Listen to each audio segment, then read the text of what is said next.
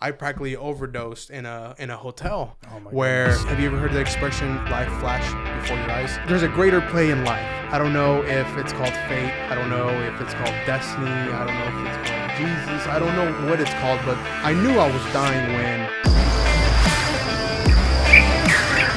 Welcome to the Rich Dawn, where eternal beatitude begins in this life. I'm Kyle Dean, and today I have with me Joaquin Corona, a health-conscious gym rat, a contractor in the construction world, and an aspiring entrepreneur. Joaquin, how are you today? Pretty good. How are you doing, Kyle? I'm killing it, man. What's Yes, good? Sir. Yes, sir. Not much, man. Just living life. Yes. Living life. Yeah. How about yourself? I'm doing so well, man. Yeah. So we just need to kick it off right away by letting the viewers and listeners know, man, we have spent collectively maybe tops a couple hours chilling in the sauna, in the gym world, and we just ended up striking up such a synergy that we were basically like, yo, man, you want to get on this podcast? Let's share some wisdom that we've gleaned throughout life. And you were like, let's go. I don't think I've had like deep conversations, meaningful conversations in the sauna ever in my life, and especially for 30 minutes plus. I mean, I think the last time we spoke in the sauna, I had to get out because I couldn't even breathe anymore because we were talking so much, and then the heat and then the sweat. I was like, I gotta get out, man. I can't even breathe anymore. Yes. Yeah. That's one of my secrets in life, man. Like, I love to go deep while I'm chilling there because I feel like it helps me push to get maximum. Right. Like an extra gear in the body. Exactly. Yep. Yeah, because the longer you can push it in there, man. I mean, it's, I know I don't got to tell you, but for anybody that doesn't know, like, saunas are game changers. Recovery. We're talking about recovery at this point. Absolutely. Muscle recovery. And also 30, well, right, because you're already in the gym. You're lifting it, man. I know you get it. It also, it makes you like 30% better at whatever that you do in terms of improving blood flow. Statistically, how'd you get those numbers? Absolutely. Yeah. You research? Research. Okay. Oh, absolutely. Okay. No, I just do it for just muscle recovery, just so I could go hard, do my 2.5 hours every day. I got to make sure I get my, my sleep and my muscles aren't as sore so I could push myself even harder the next day and so forth. So Absolutely. sauna. Yep. Extreme heat, also extreme cold can help with that, right? That's what the athletes do. Exactly. Yeah, I don't do cold just because I don't have a bath full of ice or I don't have any, I'm a cheap gym goer. So Yes. Yeah. My man. Yep. Well, so, I mean, shoot. If we're going to cover the spectrum of things that we've covered in the sauna sessions, I mean, we're going to have to what? We're going to have to tackle UFOs. We're going to have to tackle government conspiracies. What happened to JFK and who did that to JFK? Allegedly. Right? Allegedly. Bush Sr. Oh, shoot. Allegedly. Homie's trying to get me canceled already. Allegedly. I had no idea until, you know what I'm saying? Yeah. Someone at some point along the way planted the seed. So, yeah, man. So, I mean, you have a really, really interesting story, and that's one reason why I wanted to have you on because, you've had 26 years of life under your belt. Correct. And I was blown away when you were kind of getting into it with me about everything that you've already accomplished and the vision that you have moving forward. I mean, you are an aspiring entrepreneur that's already set up yourself for success by learning in the construction field, because in a certain sense, you're already kind of like taking ownership of a large process. How have you built upon all of the life lessons that you've had leading up to this point to get where you're going to go next? I think it just started from where I'm from. I'm from a small town. I mean, my graduation class, I graduated the class of 23 people.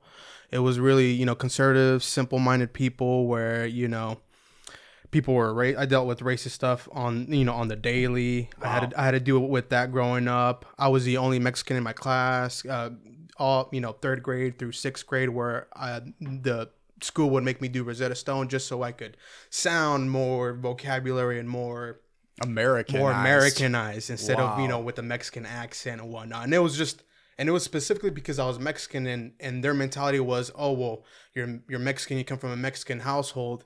This is going to be an issue, going through school and communicating and stuff like that. And I didn't think anything of it until, like my fourth year in, where I started noticing, like, why am I leaving math class? Why am I the only one getting up during math class and having to go do this class by myself? It wasn't until like 3 years of doing that where I was like, oh, because I'm Mexican. Right? Because I'm Mexican. Or why can't I take Spanish class in high school like everyone else?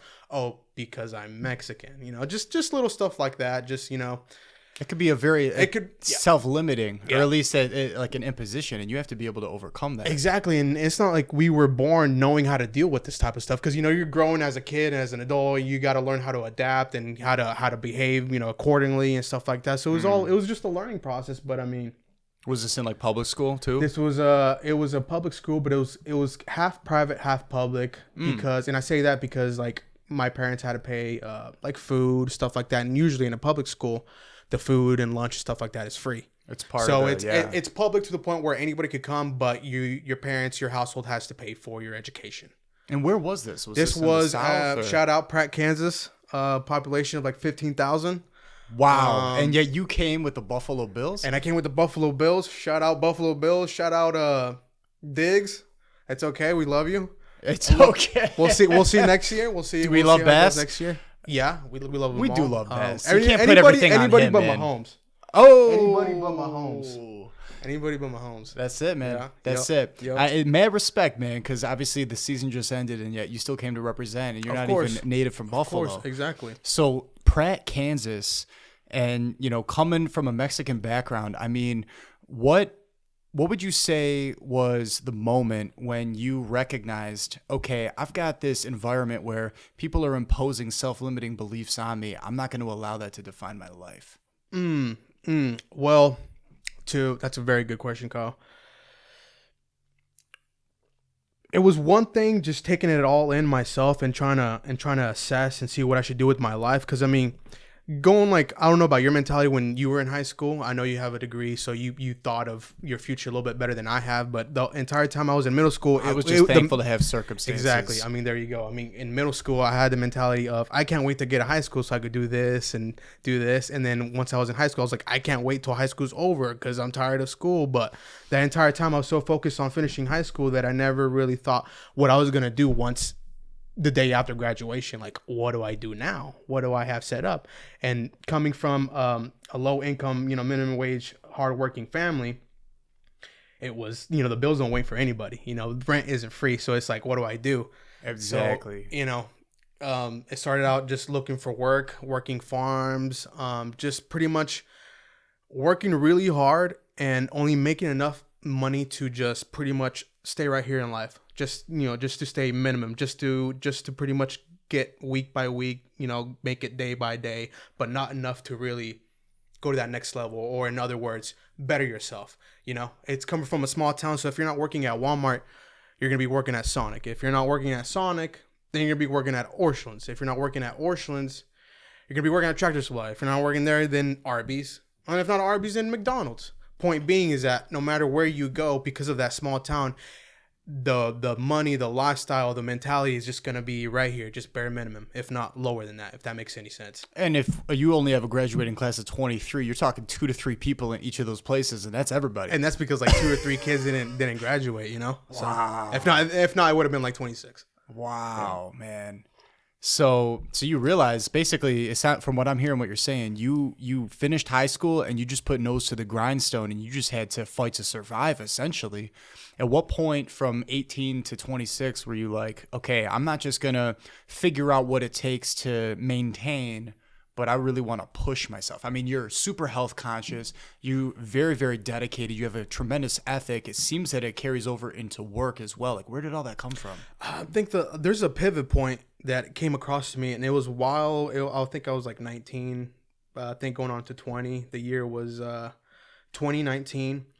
And it was a pivotal moment in my life where I was working at a feedlot, cattle, like working cattle, but not beef, Holsteins, as in cows that get milked. Yeah. Just doing cowboy stuff. I'm a cowboy. That's word. No horses, just 4-wheelers, just doing cowboy work, doing vaccinations, just really hard, grimy grunt work. And it was all straight basic pay. So I would work 80 to 100 hours a week for $17 an hour, but it'd be straight pay. It wouldn't be overtime past 40 hours because of Kansas and the way they do stuff and, the bureaucracy and the political stuff and just how that state is run, etc. No kidding. I remember specifically being knee deep in cow poop, literally knee deep, mug boots filled. Like, it was almost like the poop was about to go in my mug boots. And I remember my cousin calling me from Odessa, Texas. He was a foreman for a company where you ever seen the show Gold Rush? I have not. I don't watch TV shows a lot. Okay. Do you? Okay. So imagine this being ground, and imagine blowing up the ground to where it's pieces. And imagine using an excavator, heavy machinery to just pick up rocks from the ground. Okay. Put it in a machine where it breaks it down and it swifts and it makes like just smaller rocks. A little quarry, like a quarry. Okay. He was a foreman for a company that did that stuff, and he said, "Hey, I need somebody to drive machinery. It pays $15 an hour, but I get overtime and a pay and a half after 40 hours. Do you want to come work for me?" So I was, I had kind of like a big moment where I was literally knee deep in poop. Where do I stay here and keep living like this, or do I take a chance, even though I didn't know what was going to come about, or the journey, or the fact that I have to move 10 hours away, be away from my family and the people I love and my girlfriend and, my whole life pretty much. Something took it upon me that just told myself, like, just go for it. Just try it. Like, how do you know this is going to work out for you if you just simply don't try? People are easy to be like, oh, well, I don't want to do that, or come up with excuses on this or that because they just don't know. The only way to really know something is to either try it or find out. How else will you know something is good for you or works for you or doesn't, or whether you like this or you like that, or you don't like this or you don't like, if you don't try it. Exactly. So many people are so easy to use excuses like that they just miss out on life. They miss out on opportunities. They miss out on paths that could be laid out, opportunities that could lead to this opportunity, and vice versa. It's like complacency versus the willingness to try out sacrifice. In other words. And so many people are scared of failure and scared of rejection, and anybody is. We all are. Right. But the risk, you have to take a risk in life to really get to that next level. And not every risk is going to pay out, but you will be surprised by the risk you take and the statistics that comes out of it on you winning. So, I mean, if I was to put my risk taking, or like the opportunities I took in life, out of my comfort zone, out of my bubble, out of my insecurities, all that stuff, I would say statistically, all my risk, all my YOLOs, you only live once. Yep. 90 success rate. Wow. Just because I went for whatever it was, whether it be getting a new car, or talking to this girl over here, or applying for a job over here, or this or that. All the risks that I take, statistically, 90% of the time I come out winning. Wow. And that's just because I actually try and I go for it and I actually give real effort. There's no point of half-assing something if you're not really going to put all your oomph into it. If that makes any sense, really, Absolutely. It changed my life forever when I realized that, and you alluded to this at the very beginning, right? You're either winning or you're learning. Right. You can't think of it as losing or failing so much as you're learning. Right. And then that's been my mantra in life. Like, I'm either winning or I'm learning, and learning is winning. So I'm winning. Exactly. And that's how you can hit 90% stats. And most of it, I would say, is perspective. Because, I mean, at the end of the day, it's my perspective against your perspective, against your perspective, against his perspective. I mean, but at the end of the day, if you just really have a positive outlook on life and be able to look at things from other people's shoes or a different perspective, it really makes you understand as a whole, and therefore your choice making or your judgment is just better because of that. But people are so stuck with their ways and are so very stubborn and so in their safety bubble. People that don't they don't really echo chambers. Exactly. We see that a lot. That was even before COVID. Exactly. Right. Exactly. You know a thing or two about Corona. I mean, I wish I got paid for it, but I mean, I know a thing or two about Corona.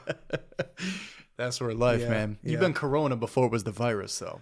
Yeah, it was a beer. It was strictly the beer. Yes, a lot more fun than. Just I get more feedback by saying like the virus. Do you? I get more feedback. I get more laughs with that than I did like the beer. Really? Yeah. Isn't that funny? Well, maybe people do flock to negativity. It seems. That was a rough time for everybody, but strange, rough. Not only rough, but strange, man. I mean, that was strange. Don't get me canceled, but let's talk about it. Yeah. No, you're right about that. It's sad that you even have to joke like that. Hey, we're just kidding. We're no one important. Oh, you know what? Kidding. Exactly. We're cool with everybody. We're cool with everybody. Yeah. Everybody's excellent. You know what I'm saying? Mm-hmm. Yeah. Especially if you just keep doing what you always did. Because while you're being complacent, we're getting to the next level. Yeah. Exactly. You know what I'm saying? Exactly. Yeah. Always push yourself to do better and just just go for it. And if you're gonna do something, give it real effort. Don't do something and try to mosey about it and be like, oh, it didn't work out. Really give it your all. And once you give it your all, it's either going to be good for you or not good for you. But either way, you'll find your answer. Why? Because you gave it your all. That's the only way to find out, right? Is if you give it your all. And that's how you avoid regret. Exactly. You know what I mean? Exactly. This is really cool, man, because I'm starting to see a wider window into, your spirit and your willingness to even come on here, right? Like we just got to get to knowing each other, but we had a good synergy from go. Yeah. And I told you straight up, I'm like, listen, man, like I've got basically like this religious, focused podcast, faith-based. And we got into a little bit. You're like, yeah, I'm still figuring some things out when it comes to my faith and whatever. But that didn't stop you. You were like, dude, I'm going all in. I'm going to share this on my social media. I want to share all the wisdom that I've learned in life thus far. And by the way, this is just part of the journey. This is just a snapshot in time. And we could talk about whatever. So now here you are. We got Our Lady right in front of us. Sir. We also got Our Lady over here. Yes, sir. We got Our Lady over here. Yep. And we got Our Lady right here. Yep. That was a surprise for me. Everywhere I go. This is a lady that sticks with me everywhere I go, man. Yeah, so that's I thought you would have just automatically known when I told you I was Mexican. I mean it's we're kind of all Catholic. It makes 100%. And also it makes sense that, Our Lady of Guadalupe, I mean, not only did she convert Mexico, but she converted all of Americas. She converted the New World. She's got a lot of support.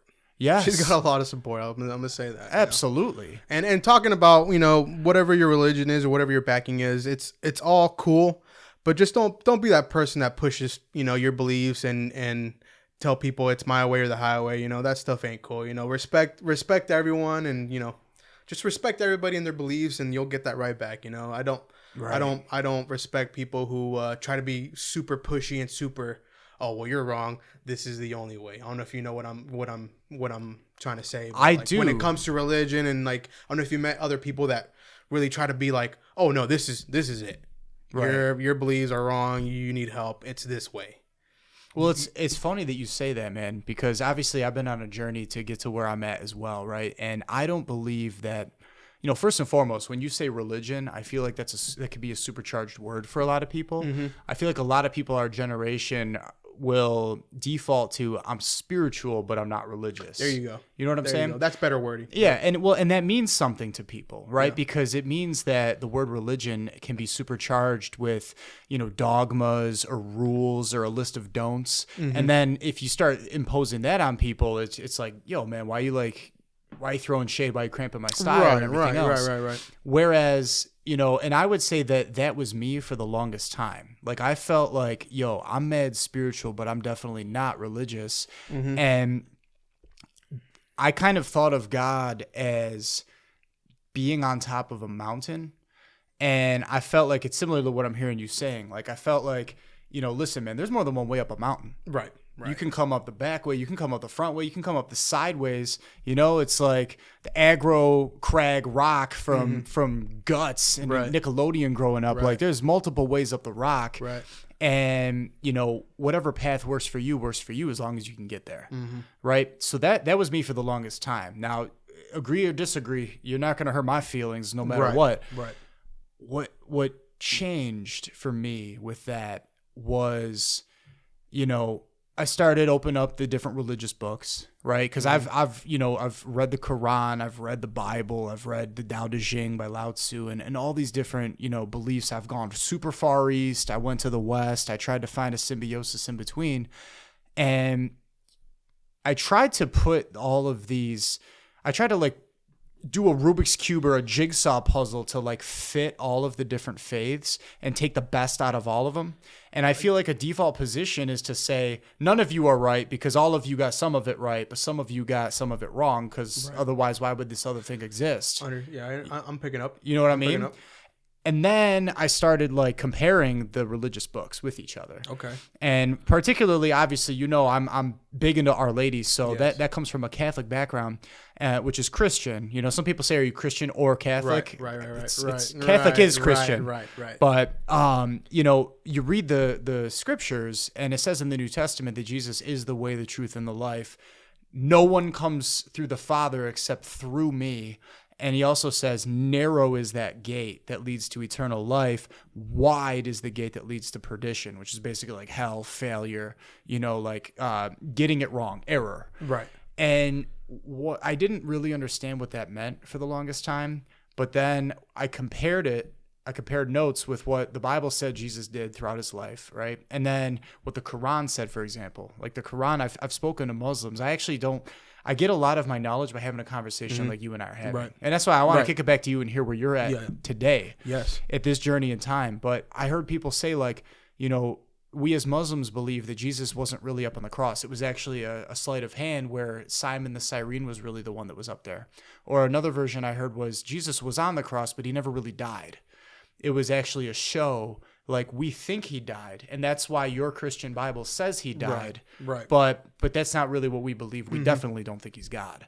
And that's where I got smacked like a 2x4 with the principle of non-contradiction, which is like the building block of logic. The principle of non-contradiction says you can't contradict, right? Like something cannot be, but then also not be at the same time in the same place, or else it defies logic. Right. And so you can't have Jesus up there, but then not up there at the same time in the same universe. Right. We could get into multiverse or whatever. Right. Once that all hit me, I was like, dude, my mountain theory kind of fell apart. If there's more than one way up the mountain, then why would Jesus himself tell me that it's a narrow path? Now, when you realized that and you accepted that, how did it change your perspective, or where exactly did it land you once you really accepted that and realized that hey, it's not how I thought it was? So I appreciate the question, man. Yeah. It's kind of twofold for me. One was, okay, I went on this intellectual journey, right? I gathered some knowledge, I gathered some facts, or at least some perceived understanding of what other people accept as knowledge, right? And then I tried to like sift through it, kind of like the gold rush analogy. I tried to filter it, and I tried to see where the gold is, right? That was one aspect of the journey, but then another aspect of the journey for me was pure, raw, experiential. I went through some like really, really wild stuff, like deep prayer experiences, deep like, kind of like spiritual, mystical, religious experiences, if you will. Right. And so I would have these things happen to me, but then I would try not to put judgment value statements on what they meant. I just tried to seek to understand what they meant for what they were. Better understanding. On their terms. Okay. Yeah. And so when I kind of meshed the two of those together, where it ended up leading me was basically on this journey that I felt like first I need to determine, do I even believe in a God? Right? And part of that, to me, I realized I can lean on the science of mathematics to help me with that. Like, for example, the question of how many gods are there? And I looked at the concept of infinity and I said, okay, how many infinities can there be? If I've got two infinities or more together, none of them are really infinite. If this is infinite and this is infinite, how can you call that infinite? Right. So that's how you get, okay, there's one God. And then I'm like, okay, well, I know there's all these monotheistic traditions, right? You got Judaism, you got Islam, you've got Christianity, and certain forms of Hinduism.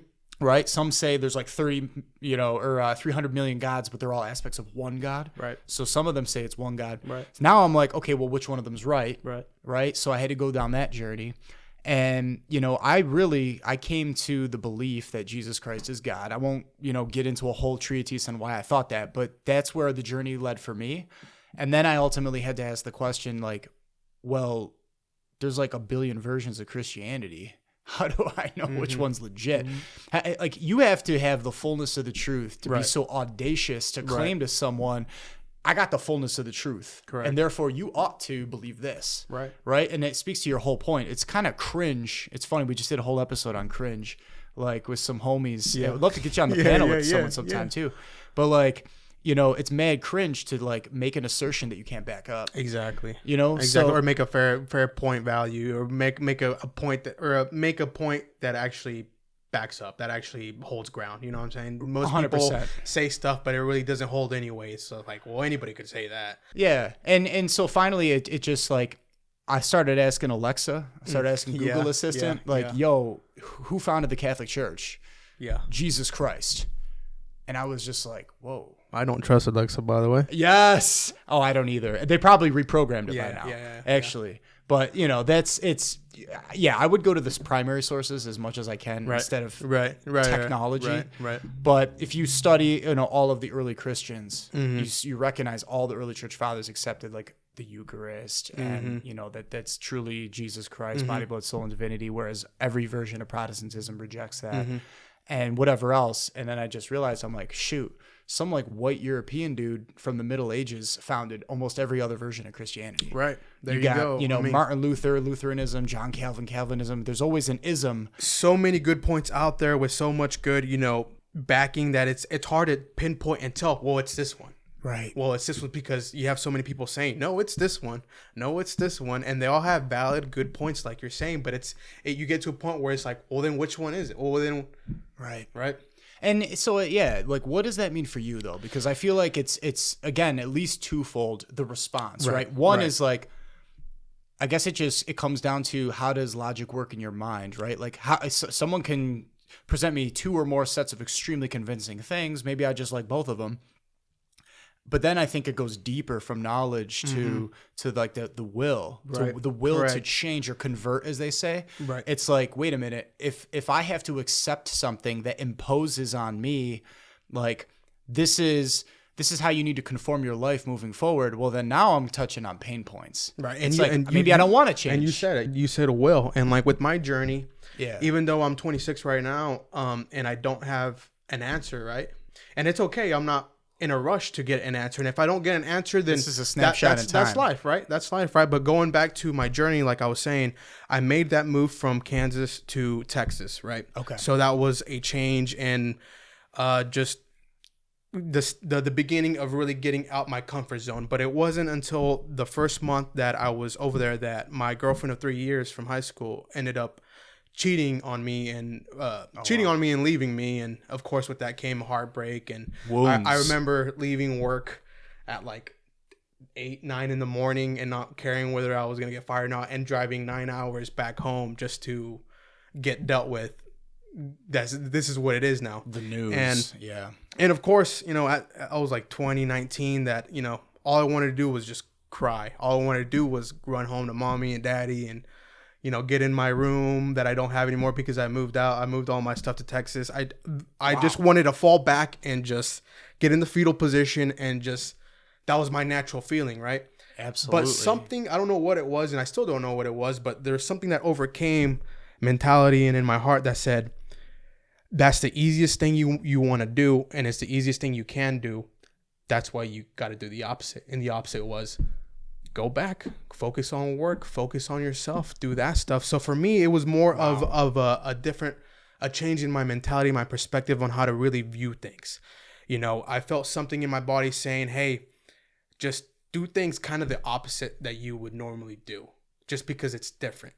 So instead of crying and wanting to, be a little baby at my parents, I left the next day right back to work. Wow. Even though I was still crushed, in here. It won't take time to heal. I was still like, I'm on the right track. This is the track I need to be with. But if I didn't choose to go back to work if I didn't choose to go back to live in Texas and work and do my stuff there, then I wouldn't have gotten this job, and then I wouldn't have met this person, and that wouldn't have led to this, and that wouldn't have led to that.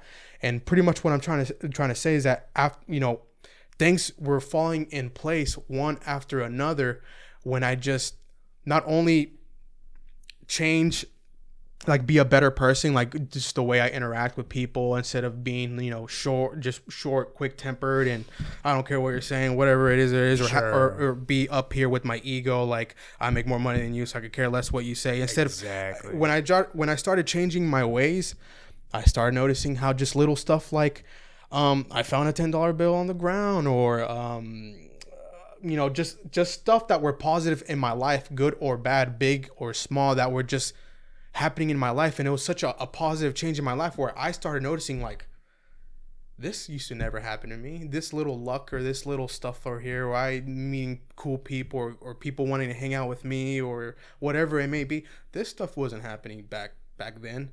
What's changed? Oh, well, I was a different person back then, but why is it happening now? Well, I'm a better person.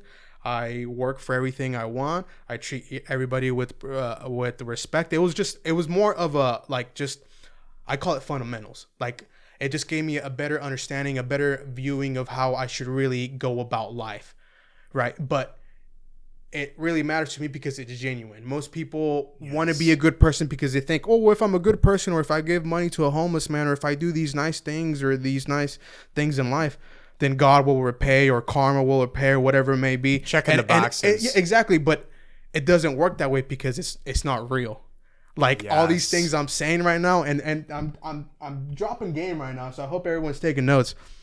Be a good person. Work for everything you want. No matter what dream you have, big or small, go for it. Really, really, really, really, really go for it, and you will be surprised how far you get. But again, if you're telling yourself excuses like, oh, that will never work because of this excuse, or that won't happen because of this excuse, well, of course it won't work because you're not gonna go for it. How are you gonna know that answer? You have to try, but you can't just try. You really have to try, and once you really try, you'll get your answer. Whether it's a yes or a no, you'll get your answer, and only then will you know the answer. Amen, brother. And that's just the way I view things, and absolutely, I'm just going with it, man. I feel good, you know. If you make excuses, or you allow that to be the framework that keeps you from growing, like you're saying right now, you're giving away your power. Why would you do that? Elaborate a little bit, man. Can you know what I'm saying? Elaborate a little Absolutely. bit more. I mean, well, because all right, for example, I'll do a wide societal observation, right?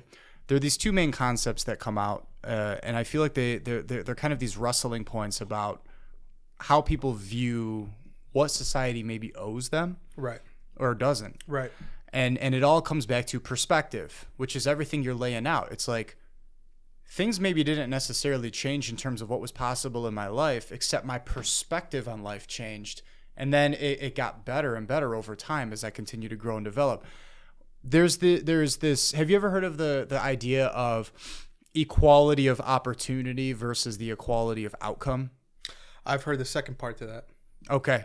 So, yeah. So equality of opportunity would be the philosophy where you say,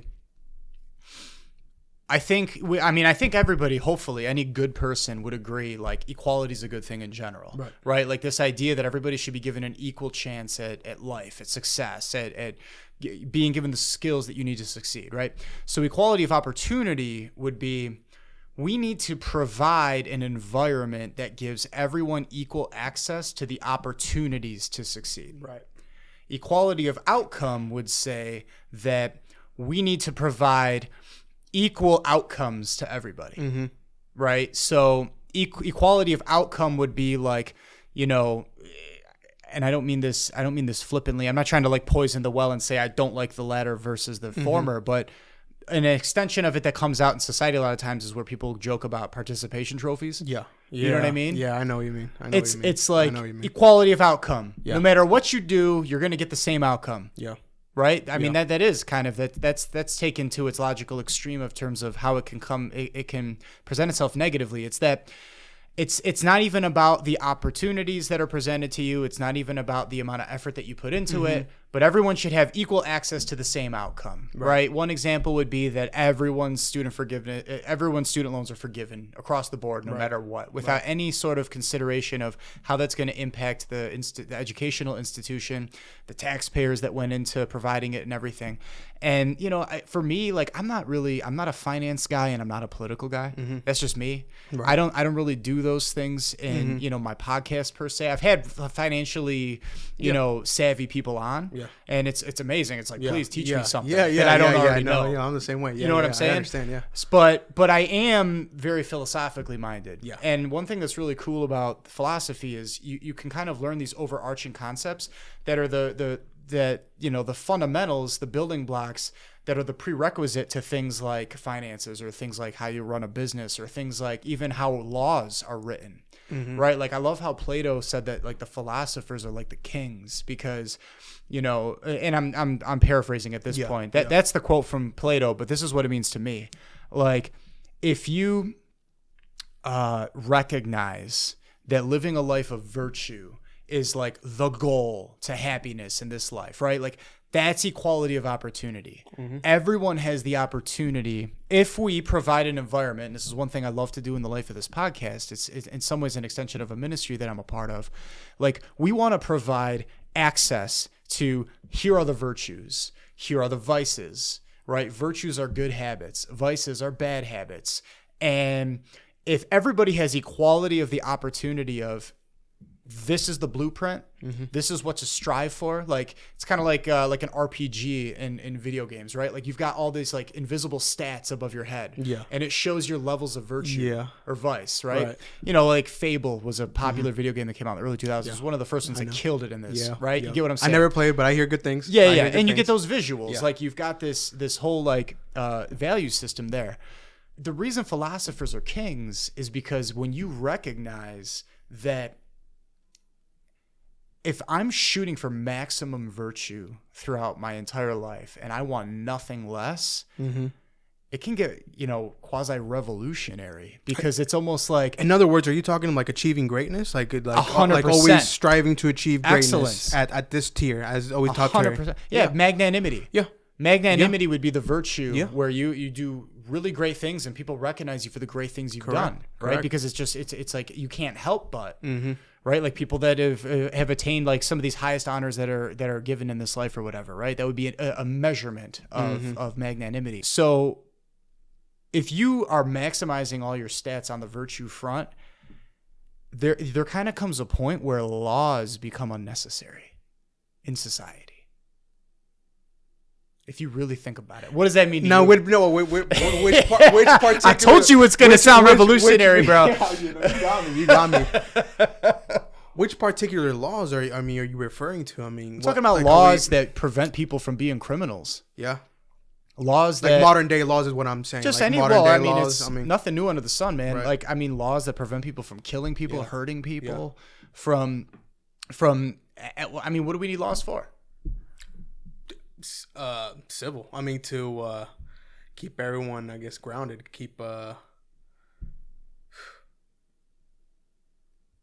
To keep civilization running. To keep everybody where they need to be or where they must be, in political words. 100% now. So, and again, even like I said, I'm not a political guy. Right. And like, because politics is downstream from culture is a popular aphorism out there nowadays. Yeah. And one thing that hit me, I never read this anywhere, but I realized, I'm like, okay, let's keep going with this. Where does it go from there? Like, even culture itself is downstream from immutable morality. Immutable just meaning unchanging. Because morality at a certain point, like, for example, you got this list of virtues, right? People can get cute with it. They could be like, okay, well, virtue for you, what does virtue mean for you versus what does virtue mean for me? Right, perspectives. Now we're talking about perspectives. And right, because if I'm shooting to be the best Hitler possible, right? Like virtue to me is like, yo, let's maximize genocide. I want to take people out that aren't like me. Right. You know what I mean? Right. And I might be able to try to make the case to you like, yo, that's what virtue means to me. Who the hell are you to tell me? Yeah. You know what I mean? And that's because that's relativism. It's where people are relativizing their truths as opposed to respecting the objective reality that there is an absolute truth as well. And if I could chime in, that kind of brings me to my next point, and along with me changing my or what I call fundamentals and just being a better person and seeing all the benefits I get from just being better, whether it be with love or with politically mindset or whatever it is, just being a better person in general. Yeah, business, just being more business smart and just being more, having more interactions with different kinds of people, with different kinds of life, with different kinds of perspectives, and just forming and molding me into the guy I am right now. 100%. I also had my bad days, and with my bad days, I would have, when you live right here and then you start living up here, and even though stuff like I just said gets better, you still have to deal with the mentality and the baggage it comes with. And with me living up here, I started getting, having ego problems when I was feeling myself too much and, what was wasting it? An ego money. what? Like an ego trip. Like you get too full of yourself, you 100%. Exactly. And life is ups and downs. Life is like a roller coaster. It'll always be a roller coaster. They're always going to take W's. You're always going to take L's. Life is always going to be good and it's always going to be bad. Weather changes. About 2 years ago, I hit a rough spot where, I just was mixing with the wrong people and I got into, severely drugs. And I got to a point where I practically overdosed in a hotel. Oh my where goodness. Have you ever heard the expression life flash before your eyes? Oh, for sure. I know the meaning of that, and that meaning is very true. I had that experience happen to me, and that's it. I wouldn't say pushed me, but it made me realize there's something out there. I still don't know the answer, me personally. Nothing wrong with Something is out there that really, like, there's a greater play in life. I don't know if it's called fate. I don't know if it's called destiny. I don't know if it's called Jesus. I don't know what it's called, but that experience I had, that encounter I had, that me dying and I knew I was dying when I couldn't move, and I was turning yellow, turning purple, and I was sweating profusely, and my friend was about to call medics. I knew I was legitimately dying when I started having memories, flashes, like what do you call that prompter that's a circle that puts pictures, like a slideshow? Yep. I had that, but in visions and memories. Memories I couldn't even think of right now if I try to be like, I'm trying to remember that one memory from stuff I couldn't even remember if I wanted to, and that's how I knew I was dying, because these were just going off like that, like a slideshow as I was going through that. That's how I knew. Wow. That's what it is. So ask me what I started doing right there and then. I don't know. I started praying. Really? I started praying. I said, if you get me out of this, I will never do this again. And sure as like fine wine, I'm here. Wow. Yeah. Yeah. I'm going to say praise And God. I still don't know the answer, but I'm trying to tell you that it's real. That expression that life flashes before your eyes, that's a real deal. I always thought that was just a movie thing. Yeah. Or one of them things, but once you live stuff, you know.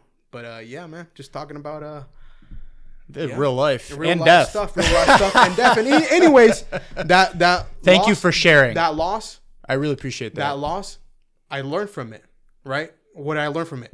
I don't want to ever go back to that or experience that ever again in my life. And because of that, it made me an even better person, and it even changed my perspective even more. Even though I started living life up here, but mentally I was up here, it brought my mental back where it needed to be, ground level.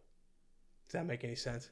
Not only does it make sense, it's real talk. That's real talk. I wanted to thank you earlier when you mentioned, the challenge with the girlfriend and whatever, because it takes courage to share of yourself, right? Because vulnerability precedes, realness and the ability to, put yourself out there and to learn from what that means and to grow from it, right? To grow from and that's it. what a lot of people To learn from your can't do. mistakes. To learn from your mistakes. I mean, how do you know anybody personally, or anyone knows somebody that's just doing the same mistakes over and over and over to the point where you're just like, well, you know what's going to happen if you do that, and yet you keep doing it. It's like, if you were just to learn from it, you wouldn't be in that same position again. It's just, They say insanity is doing the same thing, expecting different results. Exactly.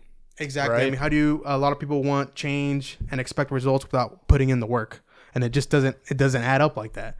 And then, you have people ask you for advice, and you tell them what it is, and they still don't believe it. It's like, I don't know how to tell you, but it's just, just be a good person, just be productive, just really go for stuff in life, and you'll be very surprised how far you get. Yes. Let's back it up for one moment. Yes, sir. Have you heard the expression, there are no atheists in foxholes? I have not, but that sounds interesting. Yeah, man. What it means is when hell is literally breaking loose around you, There it is. people tend not to be, There it is. playing games with God. Mm-hmm. You know what I mean? Mm-hmm. And that's what it reminded me of when you said you actually resorted to praying in that moment. If you don't mind me kind of honing in on that for a moment, like, why do you think that was? At that instant, and when I realized, like, while those things were going on, and me, even though, like, me being face down on this table, sweating, being yellow, looking purple, like, literally dying. How, did your friend tell you that after the fact, or My was friend, there like a mirror? My nearby, friend was or? in the background saying, "Hey, man, you're going out. Your lips are turning purple. I'm calling the medics." Wow. And I said, "Sit on the bed, act like nothing's wrong. Give me time." Wow. And then I started having those memories. But at that time, in that vulnerable position, the only thing I felt like I could do that would be any type of beneficial thing in my life was praying. And I've never prayed in my life up until that point. Wow. And I'm embarrassed to say That was my next question. I'm not going to tell you guys how I started out the prayer, but I didn't start out how you're supposed to start out. And that's because I've never prayed in my life, but it doesn't change the fact that in that position and at that point in my life, that's the only thing I generally felt like I had left to do in my body, in my soul, in my mind. And like I said, I told him, if you save me this time, I'll never do this again. I'll never play around like this again. And here I am, 2 years later. Yeah, man. Yeah, never been back ever since, and then don't ever look forward to going back. Don't even think about it, 100%, man. Yep. 100%. Yep.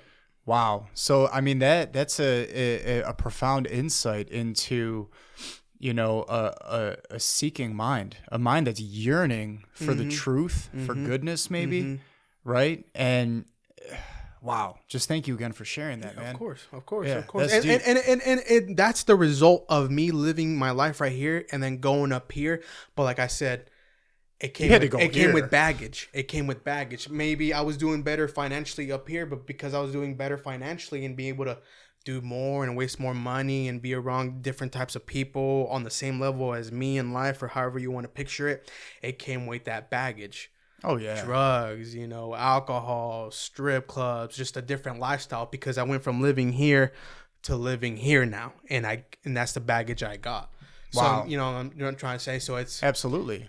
If I was truly the best person at that point, I could have ignored that baggage. But because I was still growing as an adult, still going through the ups and downs, still being emotional, still dealing with depression or anxiety or extroverted, introverted, whatever you wanna say. Right. It's just it's nobody's perfect. I'm not Superman. None of us are superheroes. We want to do it all, but at the end of the day, we can't. We're all trying our best. It reminds me of Romans 3:23. It says, all men have fallen short of the glory of God. In other words, without him, we're going to fail. Yeah. You know what I mean? And that requires a humility to respond to that. So now I got to ask like two sets of questions. Mm-hmm. One is like kind of looking back before that moment. Mm-hmm. And then another is how to build upon that moment and to improve to the man that you are now. Mm-hmm. Okay, so let's start with the former. You said you've never prayed leading up to that point. Before. Now, you've shown me your necklace. You've obviously got a connection to Our Lady of Guadalupe just by virtue of the fact that it is literally like a symbol of Mexico, right? You're Mexican by blood. Correct. That's how you were raised, right? That's your ethnicity. So how did you go? And I'm not trying to ask a person. No, go for it, man. I can't presume whether your parents are going to be tuning in, and I don't want you to share anything that you're not comfortable with, right? Because you're honoring your family's legacy here. But like, in your words, how do you think you went from like being born from a country that is predominantly Catholic to, it sounds like maybe you weren't really exposed to those concepts. I mean, maybe we can still talk a bit more about Guadalupe. I'd love to teach you about her because she actually changed my life too. We can get into that later. But like, how did you go from birth until 2019, was it that you said that happened? To 2019, never having prayed? Well, they're good questions. I mean, so obviously I'm Mexican and I come from a Catholic background, and I've had like my first communion and your basic stuff. Oh, wow. Been baptized and stuff like that. Do you remember confirmation? Yeah. You did that too? I can't remember the exact day and stuff like that. I don't remember mine I've super had well all that either. stuff done. But okay. But at that time, it's not. It was like cultural? No, at that time, it's like, it's school. It's something we had to do. My mindset was more on, I want to play video games with my friends, but no, I have to go spend an hour every Wednesday. You and me both, baby. Yeah, that's what I'm saying. So it's not, we were a part of it, or I was a part of it, but me mentally, I didn't understand it. I was playing Fable. Nor did I care about it. You know what I'm saying? It was just stuff we had to do growing up. And, this was given to me by my grandma when I was born in 1997. So besides it being the Guadalupe, this has a lot of sentimental value because this is the only thing I have from my grandmother.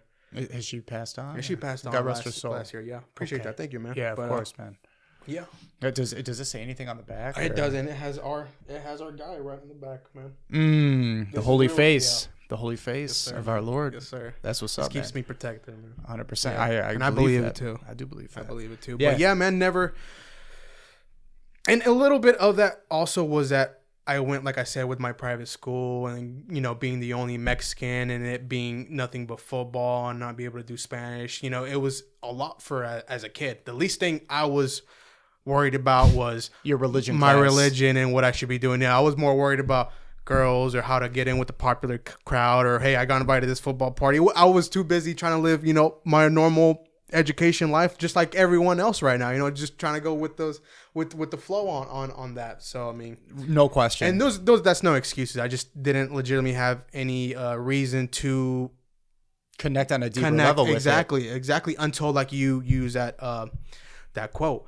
What No was it atheists about in the fox? foxholes. There you go. Until Right. pretty much I was in a situation like that. Where, You were in the foxhole yeah, man. of the spiritual battlefield. Yes. Wow. And even though I still don't have my answer now, I strongly believe there's some stuff going on out there. I just don't want to put a name or a label on it because I'm not educated enough or I know enough to, talk about it, and nor do I want to disrespect anybody else out there. I But completely respect me personally, that. yeah, of course. Yeah, it's taken me a lot of life experience to even get to a place where I speak with the level of confidence that I do, man. Listen, man, I'm literally like I'm clay.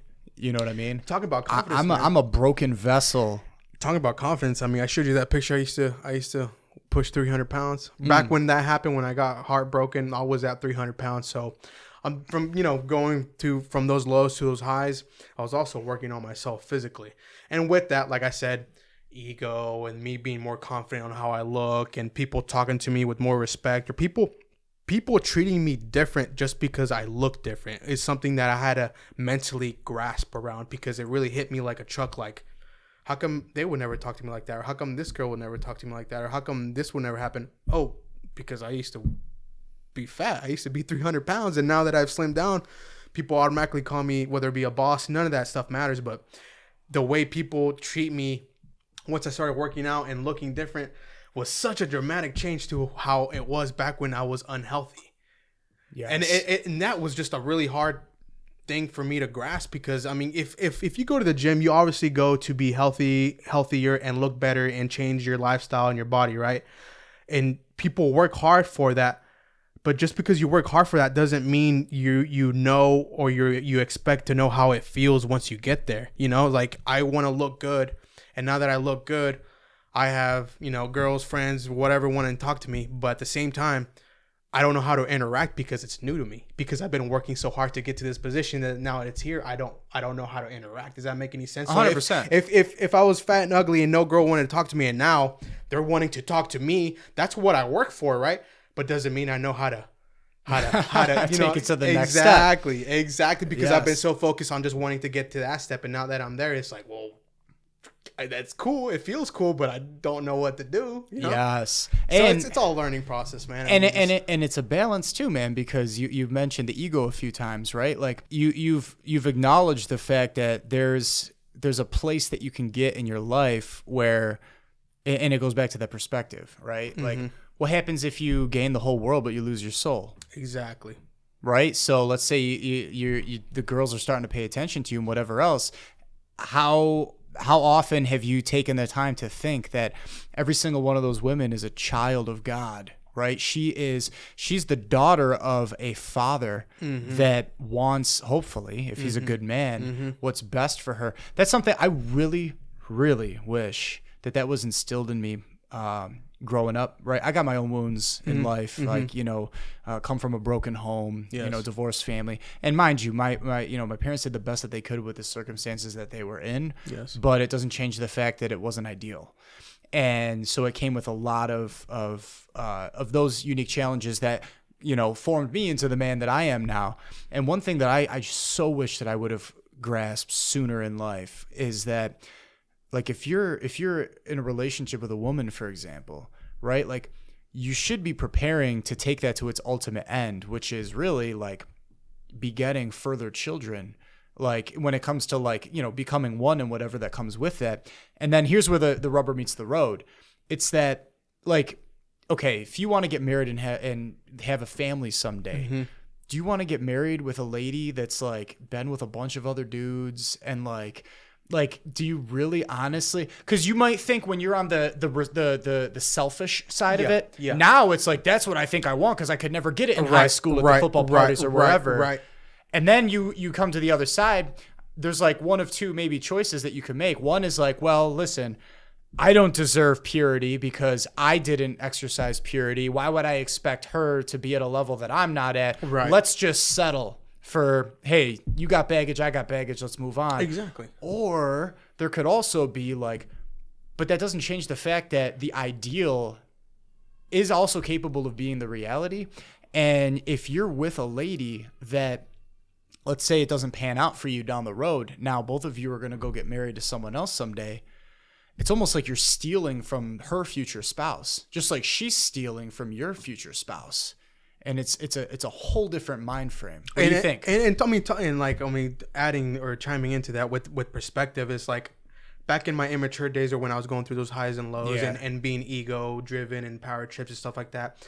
I went through my, what they call F-boys days, F-boy days, where you just have fun with women, but don't really care about the deeper meaning, like connection or their actual feelings. You just want to have fun. You want to have a good night, right? As any guy wants to, right? Right. Back in those immature days, that's how I saw it. As long as we're honest and this is what we want, cool. But now that I've matured, I have not pursued women that wanted to pursue me just because I'm mature enough to know. Not only do I know it's not going anywhere, but I know in my life right now, I can't give you what you deserve or what you need because of what I got going in my life. And I'm mature enough to not push that or give you lies or give you, half-assed truths or whatever it may be, if that makes any sense about, just being more mature when it comes to relationship and stuff like that, Right. Like I would like to pursue girls or a girl that's back home, but I don't just because Is that Kansas? Back in Kansas, on top of my 10-hour, day job and on top of my 2-hour gym sessions, and then barely have enough time to heat up my meal and wash my dish. And then by the time I lay down, it's 8, 9, there's really no energy. And, and it goes back to what I believe, where if you're going to do something, really go for it. Don't just go all in. Exactly. So that's the way I really look at things as a whole. Just be a nice, genuine person, be honest, and just be mature. There's nothing wrong with just being honest. A lot of people just, for some reason, would rather put up a gimmick and mask and a mask and like to accommodate the other person than just being honest and just being true to self. Absolutely. Yeah. Come warts and all, man. Like I like what you said earlier on, where you were like, it's like, I feel like sometimes people are trying to sell me a religion or this or that or whatever it is, but they're hypocrites. Exactly. Right? Exactly. If you're going to run into a hypocrite, that's going to turn everybody off. You want me to respect what you're saying, but you don't respect what he's saying. How does that work? And that's right. That's or you don't authentically live up to the standard. Exactly.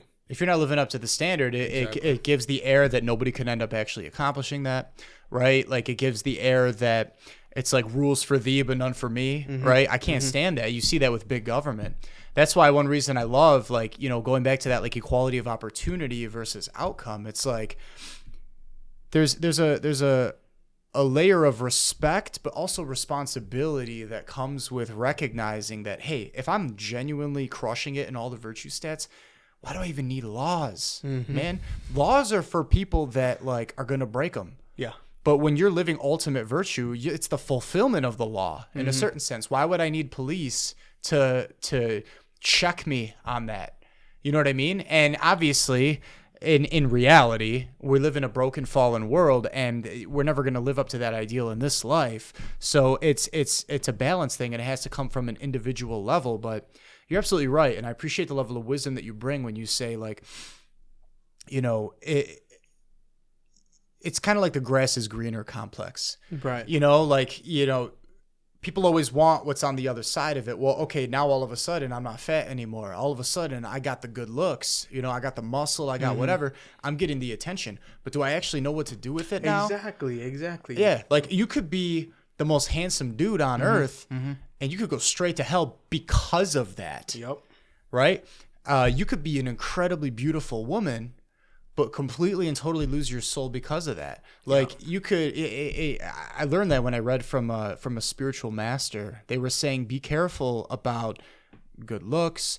Be careful about a high level of intelligence, right? Because generally, when people have more knowledge or more intellect, they struggle with pride more.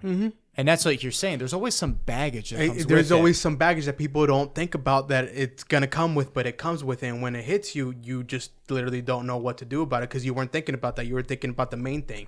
But the main thing always comes with baggage, and that's the trick. What do you think's the solution that's universal? The solution is universal. Because let's say you're gonna master whatever the next thing is in life. Right. Right now you're crushing it in the gym rat. He told me I could say that, by the way. Yeah. And And you're moving on from being a leader in your contracting world to shooting for entrepreneurialism, right? So let's just say in theory you accomplish that, and it's like, but that's going to come with a whole set of things that you don't know that are coming, and you're not going to know until you get there. Let's say you're like 6 figures, 7 figures, Okay. a year, Okay. right? Like now all of a sudden you're going to have all of these challenges that come with that.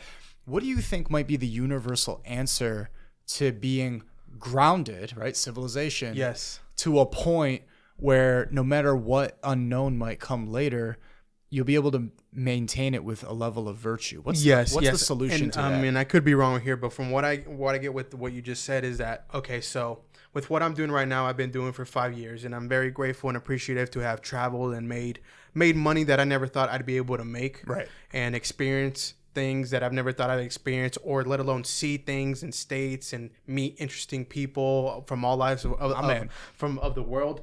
But it got to a point where when I started doing this solar stuff, installing solar panels at utility mass scale, I got to a point where I would see people in the position I am currently, and I used to be like, oh, I can't wait. I'm going to be that guy one day. I want to just drive around and not do anything and just point and tell people what to do, whatever, even though I didn't know what it consists of, which is a lot of stress. Now that I'm here, there's still not a bearing weight, but there's still a unsatisfaction I have lingering over myself. And I've accepted like a year ago that it's not the money. It's not the position. It's the fact that I want to be able to do something I like doing for myself. But you talk about being grounded. I've been, for the past 5 years, I've been working on the road that I've missed Christmases. I've spent the last 3 personal birthdays alone working by myself. 2 years ago, I spent it in New York. Last year, I spent it in Ohio. And this year, I spent it in Buffalo, New York, working.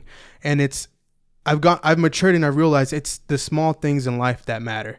Like whether it be Christmas or New Year's or my birthday. I don't care if you got me a Rolex watch or, hey, my bad, man, I didn't get you a cake. I don't care about that stuff. But the fact that you would tell me happy birthday or just send me a message, Merry Christmas, that to me means more than anything. It's the thought that counts. It's the small things in life that count. It's not really the big meaningless stuff in life. So for me, it's just me wanting to be my own boss, me be able to be financially stable, but also have my backbone in my life, which is my family. The only people who have always supported me, who I have disappointed and humiliated, and they've never once left my side. They have never once given an ounce of hesitation to anything I've ever wanted to do. They've always supported me, just pretty much heroes. That's awesome. In my life. So for the past 2 years, I realized it's not about the work, it's not about the money, it's not about this. It's about being able to live life, but also be happy at the same time. And for me right now, it's being around people I love and people who love me, but also doing my thing, no matter what it is, whether it be work or be my own business or whatever it is. If that makes any sense. Absolutely, man. My family keeps me grounded, man, and I've been away for the past 5 years, and it's not the same. Do you think part of your future will be getting back to Kansas, or? Yeah. I've accepted this is my last job, my last solar job, being a construction manager. And like I said, money at the end of the day is meaningless. Doesn't matter how much you have. I mean, you get to a certain threshold where money really isn't a deal. Once you make more or have more than 80,000 or 100,000, it's all the same. It really is all the same. But little stuff like having people to support you and never give up on you, you can't get that anywhere. That's priceless. That stuff is priceless. Right. Yep. Yeah. One thing I've had to learn over time is once you put stuff like that in perspective, it's just always make sure that we're reciprocating it. You know what I mean? And I better said than done. I'm not the best at like keeping a calendar of all of my loved ones and all their birthdays. Right. I used to rely on Facebook until I gave it up. Yeah. Right. For, for philosophical reasons, and like it's that's really beautiful, and I appreciate the honesty of your answer too. It's like as kids, oh man, can I get the new Xbox for Christmas? And as an adult, it's like, can we just gather and have a barbecue? Can we just Spend whatever time. Can we just, and that's, to me personally, that's the stuff that matters in your life. Right. Time is very priceless, because life is short. That brings me back to the fundamentals. Whatever you want to go for it, but go for it. Time is short. Right. Yep. Right. Yep. Yeah. The one of the things that you just mentioned that I picked up on was like, I really thought I wanted to get to this level, and then I got to this level, and it came with some. Again, it seems to be like the theme of this episode, right? Like there's that baggage that it's like, okay, I'm handling it. I'm a manager now, but I do have a certain level of weight that I've had to come to a place of acceptance with that, and I think that that's such. You're gonna find that in all areas of life where. It gives you that more enlightened perspective of what actually matters. Yeah. So, wow. What do you think? Family, right? Family is one of the most important lifebloods of your life. Like, what do you think that's going to look like long term? You shooting for the fam, like a fam of your own, or I'm shooting the fam for my own. But like I said, I'm in a mature place. Grown up. That and I may evolve. Who knows? I don't think we're ever done growing up. I don't think that is there a cap of okay, he's already grown up, right? Not in this life. We're still growing up, but at this point in my life, I just want a real solid connection, someone who cares about me as much as I care about them, and obviously, growing a family out of that, and then having, just I want to say the picture or the same stuff everyone says. Oh, I want the white picket fence with the. I mean, I want that setup, but it doesn't necessarily have to be a white picket fence. I just want to be happy. I just want my loved ones to be around. Well, I want to grow with someone. I want to experience things with someone. But you think you'll have a cattle farm of your own? That's why I told you earlier, man. Living off the land, yeah, I'll have cattle of my own. I'm not gonna have a cattle business, but I could definitely have cattle to slaughter myself and feed me and my family for the whole year. I mean, I've thought about this. Like, I've been planning I wouldn't say a skateboard getaway, but I've been trying to plan my future now. I've actually been taking the correct steps to actually set myself up to where I don't end up in complete failure. Right. And hopefully like a getaway from, higher levels of stress that maybe you have to have while also maintaining a livable lifestyle. Yeah. And having that gratitude. That's amazing, man. Yeah. So maybe we can kind of shift now to, I just want to ask, what do you know about the Guadalupe image? I want to add value to your life. I'm looking at this incredible image that's right in front of me whole episode. I know. This not that it matters, but this gold is from Guadalajara, from the mountains of Guadalajara. Wow. That's a fact. Wow. But it doesn't matter, though. I just want to say, fun fact. I mean, the truth matters. I'm being honest, and I don't mean any disrespect, but I don't know enough to really even start that conversation, man. And that's just the truth. I don't know where to start this conversation. I don't have an ounce of bit of information that would even make sense to tell you, just because I simply don't know. Let's change that right now. I'll give you the elevator version, all right? So she had a baby. Yeah. And that's as far as I know, guys. I mean, she had a baby, and something was special about this baby. You are not wrong. Something was going on. That's literally as far as I know. I can't even give names out because I don't know. Well, that's of course the story of the origins of Christianity. Disclaimer. My whole life I've never pushed the fact that I'm a diehard Catholic. I am Catholic.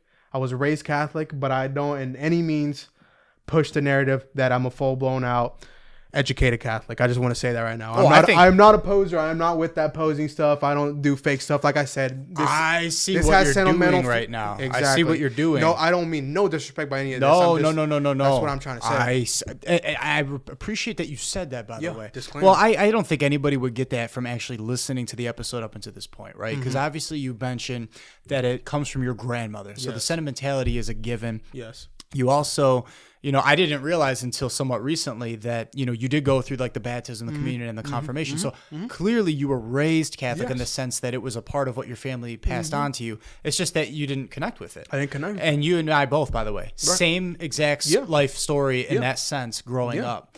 So, but now I want to put some flesh on that, man. And I appreciate what you said because, my dad always instilled it in me too, man. Like he always said like he would do that like that reverse psychology thing where he was like, let's say you had like a Ralph Lauren or a Tommy Hilfiger on your shirt. He's like, oh, okay, why are you wearing that? You know what I'm saying? He's like, oh, okay. He's like, oh, so you like giving free advertising to other guys? Like he's like, oh, okay. I mean, so you want to spend a little extra on a shirt and so that you can like represent that. He's like, that's fine. If that's what you want to do, represent it. But like, it just makes sure that you know what you're representing. Right. You know, and I always appreciated that because it helped me to get in my own head enough to be like, yo, like, you know, it does matter. So the fact that you are cognizant of that shows your level of respect for that. So yeah, I want to acknowledge that with you before I get into this. So just like kind of like when we put up this image a couple episodes ago, my wife and I did an episode. This is going to be episode 27. That was 25. And we did a little exposition on like what this is. It's called the Madonna of the Harpies. It came out in like 1517 and we love it, right? It's beauty. Beauty has just such a profound way of just impacting people. Similarly, just actually a couple decades, not even after this Italian artist created this, the Guadalupe event happened. It actually happened in 1531. Oh. Okay. So 1517 was the year that the Protestant Revolution happened. It's when Protestantism began. Okay. It's like when there's like 40 to 70,000 versions of Christianity now. Okay. Most all of them Protestant, and they came about starting in the 1500s, which is interesting because if you actually go back to the source around 33 AD, that would be where a lady had a kid, very special, and changed the universe. I mean, we literally, the way that we reference the calendar changed, right? Anno Domini, year of the Lord. And so yes, this is an image of the Virgin Mary who, you know, gave a virginal birth to Jesus Christ. And that happened way back then. So why the connection to 1531? So, you know, we believe in our faith that Our Lady is a mother, not only of Jesus Christ, but also of all of mankind by extension. Okay. Right. So, and the church is like, you know, consists of all the different Christians that, you know, believe, and everyone who's ever born is a child of God. And obviously that's why, you know, we want to like, you know, if you truly believe in this stuff, you get to the point where, you should get baptized if you actually believe as we believe, because it's a part of doing what we do. Right. So, when Jesus Christ on the foot of the cross had the Blessed Mother there and St. John the evangelist, he said, you know, woman, behold your son, son, behold your mother. And when he did that, that's the moment where we believe that Mary was given to mankind to be the mother of all of us. So like a good mom, throughout history, ever since then, she's appeared from time to time in what are called apparitions. Okay. Like there's these like basically like miraculous events, right? Because we're talking about cosmic realities. Those I have heard throughout the years, like, whether it be in like some Spanish village and whatever, you know. Correct. But I know what you're talking about. Yeah, we're not talking like, by the way, like Jesus showed up on some bread. No, but I know what you're talking about. We're talking about like the legit ones, right? Yes. And the Catholic Church actually has a rigorous process where they like weed out the frauds from the legit ones. So by default, usually you try to have like there's some people out there that love the latest thing, and they're like, oh, maybe this is going to be the next big apparition. And it's like, okay, it has to come from somewhere, but you want to be careful. And generally it's like, let's just focus on the approved ones. Guadalupe is one of the biggest approved ones of all time. Yeah. Here's why. So on December 12th, 1531 is when it all went down. Okay. You had a Mexican dude, Juan Diego. Yes. Okay. He's a saint actually now. Saint Juan Diego. We pray to him. Saint Juan Diego, pray for us. Pray for my ability to tell this story in a manner that's worthy. Yes. To my boy Joaquin. Yes. So Juan Diego was actually an Aztec, because the Aztecs were prevalent back then. Mexico City. Yeah. Big on human sacrifice. Very big. They were just like murdering very big human beings. We do that now, by the way, with abortion. I don't know if you realize that, but it's happening in the womb. So since it's in here, a lot of people don't even existentially recognize that that's what it is. I mean, I'm pro-choice. I don't know if we want to get into this. No, that's fine. If we want to get into it, but I'm pro-choice. We could. I mean, I could share the story, and then I leave. I put the ball in your court. Okay. All right. Okay. All right. So, but murder is murder, and when human sacrifice is happening, I think we all agree, regardless of where you stand politically. And again, I'm not even a political person. Most people would agree murder is a bad thing. Yes. Right? So he's an Aztec. He came up in that time, in that period. And then there was, but he was a Catholic though. He believed, like the bishops are the successors of the apostles, right? Jesus is 12 apostles. And so he had this like event where he was chilling in Guadalupe, Mexico, where this lady appeared on a mountain and started talking to him. And she's like, I want a church built right here. So Juan Diego's like, what? Like, you know, he sees this lady and he's like, okay.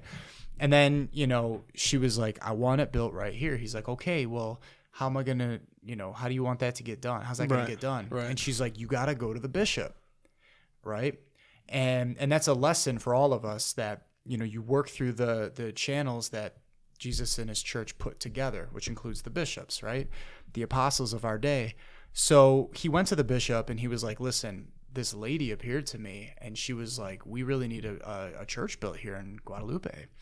And the bishop was kind of like, all right, man, like he was kind to him, but he was like, I don't really know where this is going. Like, you can't prove that. How, you know, he was skeptical. Yeah. He was like, so we put the ball back in Juan Diego's court. He was like, listen, man, if this is legit and if that woman, like, let's say she's the Blessed Mother, like, you need to ask her for a sign to prove to me that we should build a church there. All right.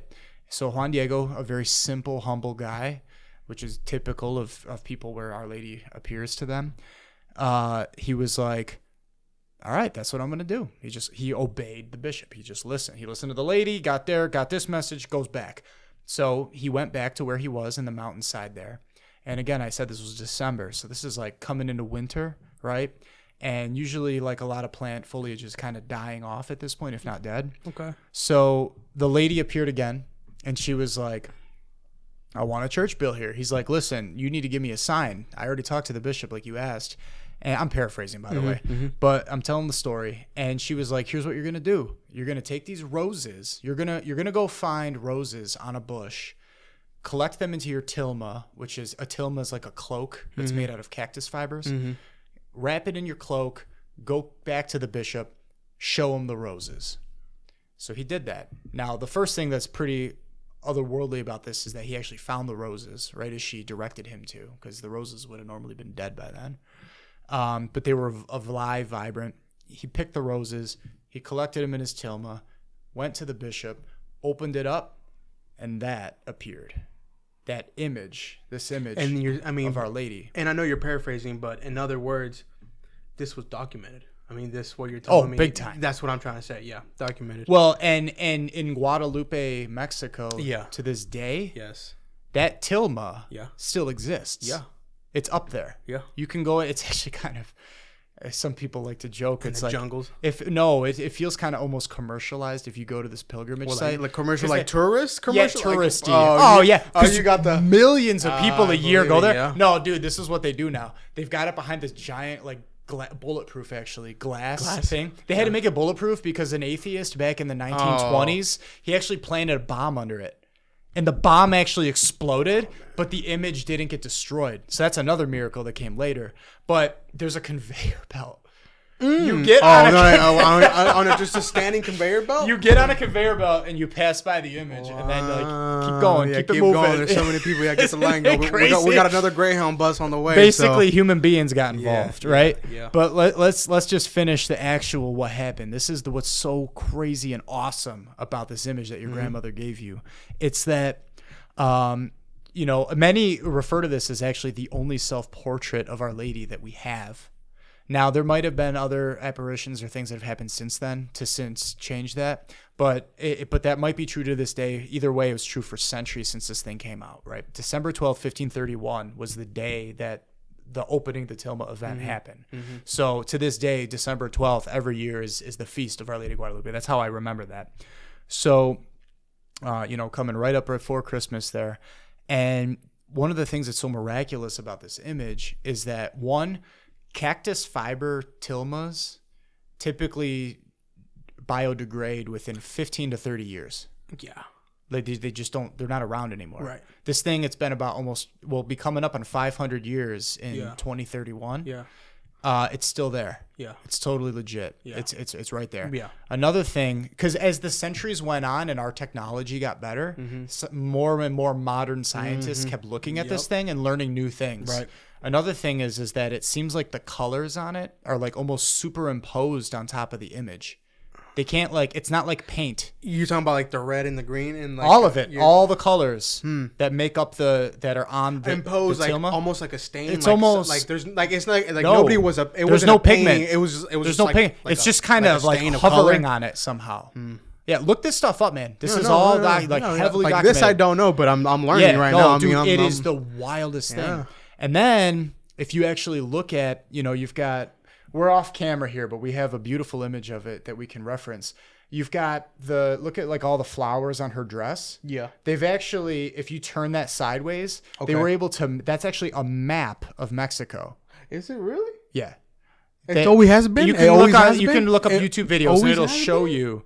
In fact, one of the greatest documentaries that I recommend is the Blood and the Rose documentary that a gentleman put together, like the whole history of this image. Before I forget, have you seen Apocalypto? Oh yeah, directed by Mel 2006. Gibson. Yeah. Okay. Very good movie. Oh, it was fantastic. I have rewatched that thing like, I don't know, like 10, 20 For all times. his controversy, he does a very good job. Very good job. Yeah, what he does. Right. Oh, yeah. That was a very good movie. Awesome. That was a good movie. 100%. So when you were talking With the about Aztecs.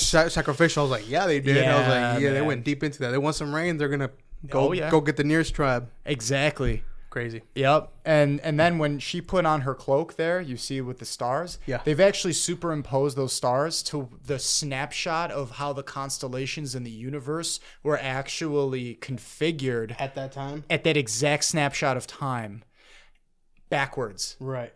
So it was like inverted. So Right. it was almost as if you're looking at like heaven was looking into the universe. And the story of the Guadalupe is one thing, but going detailed into everything that makes her, that's fascinating. I did not know that. I didn't know any of that. It's like, you could think of it as like a miracle. Like, how could you possibly put all this together? Right. It's kind of like how mathematicians have actually taken all the prophecies throughout all of the Bible, Old and New, and they put them all together. Because Jesus fulfills like hundreds, if not, like he fulfills all these different prophecies from all these centuries when prophets of completely different eras lived.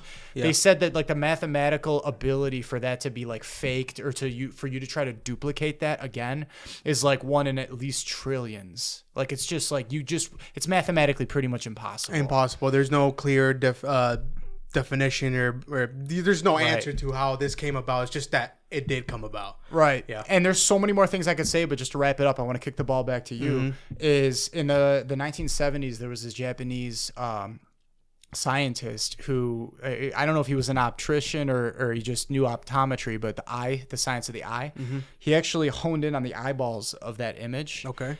And he recognized the Purkinje effect, which is this effect in the eyeballs where there's like a right side up image, an upside down image, and a right side up image in the way that our ocular lenses focus and function. Okay. And he actually noticed and observed that phenomena in her eyeballs. And he actually passed out. He he was looking under a microscope. How was he doing it? It freaked him out so bad because he was like, "She's alive." This is magic. He thought. Well, whatever he believed. Yeah, if he believes in magic. But he flipped out. He actually passed out, came to, and he was like, "The image is alive." That was like his reaction to it. 1971. And then they 70 or 71, and they documented it, and they actually found because with the Purkinje effect, like. There's the image of whatever the eye is seeing in the moment is like in there. And he could actually see the image of the bishop. Like he could, when Juan opened the tilma, what Our Lady was seeing in that moment in time was actually captured in the eyeballs. I don't know that.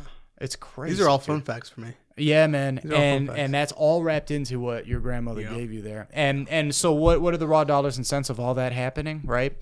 It's that the image came out. The bishop believed him. The church got built. Yeah. Right? There's still a church there to this day. Yep. And in that moment, in 1517... Spread like wildfire. You had about 8 to 10 million former Catholics become Protestants. In Europe, the old world, everyone fell from what we as practicing Catholics believe to be the true faith, right? And I mean, no disrespect. No, it's okay. But it's like fullness of the truth, right? A lot of rights, but also a lot of responsibility that comes with that. And 8 to 10 million people became Catholics in the New World, all because of that image.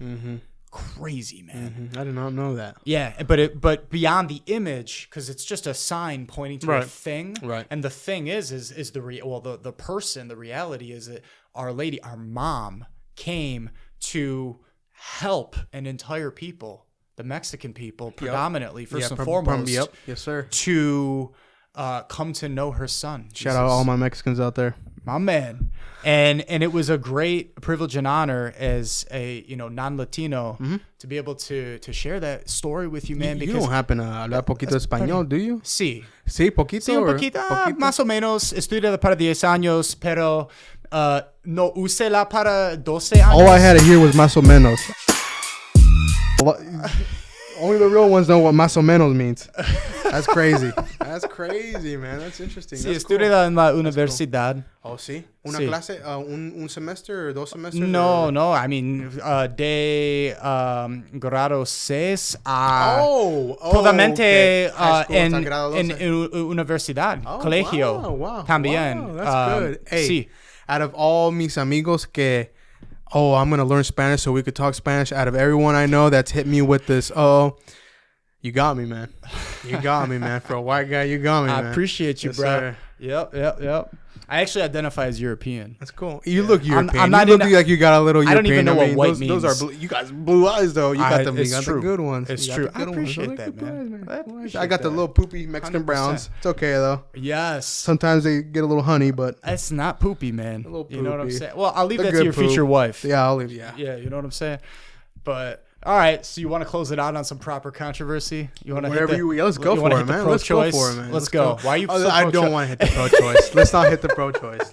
Well, with that, you know what, man? I feel like it's befitting. Just because my end would just be short, and I wouldn't know. No. That's fine, man. Yeah. Well, I would just say that life is sacred. And it's such a precious gift. And I would just exhort anybody that might be in your social media circles. Obviously, I'm not. We met. You have so much courage just to come on and riff with a dude that you're just getting to know, and I think that that's so cool because this is a snapshot of what it looks like when people, even if we don't know, even if we agree to disagree on something, that we have the ability to have a normal conversation, a nice debate. Whether we get in a debate or an argument, we could keep the tone right here and not get up here with our egos or whatever it may be. You're not gonna like sacrifice my life, right? In some Aztec apocalypto crap. I'm not gonna. I brought a little doll. I'm not gonna put that underneath the steps outside or anything like that with some straw and a bag of beanbags or something. Listen, fam. Even if you did, we've got ways to mitigate it. You know what I'm saying? I got a little Haitian in me. Don't worry. God created fire for a reason. Yep. You know. That's awesome, man. No, but it's just, and I wish nothing but love and peace and joy and truth on, anybody that, that comes across this on their journey in this universe, man. Life is so short. It's a beautiful thing. And yeah, man, I would definitely, we'll take it offline then. We'll get into the pro-life, pro-choice stuff. Yeah. I feel like it's befitting of our mother. That's your mom, man. Yeah, I know. Whether you identify as that or not. I know it is. Like, I always say go to her. When in life people or I ever get in a conversation or in a group where religion is a topic or it's getting discussed. Sure. I always say, I was raised Catholic because that's how it came about in my life. Because I was raised Catholic. Was I not? But I'll say I am Catholic. There's a difference between saying I am Catholic and I was raised Catholic. Correct or not correct? No, you're right. And it reminds me of like Jordan Peterson. At one point, they were like pressing him like, hey, man, are you like, because he's on a constant conversion journey. Like, are you a Christian? Right. And at one point, I know he meant well by this. I actually don't subscribe to this notion because it's like you could gridlock yourself to scrupulosity and you never ever get anywhere because you got to start somewhere. But he said like, I almost feel like I'm not worthy of bearing the name Christian because I want to be real about everything that comes with that. Mm-hmm.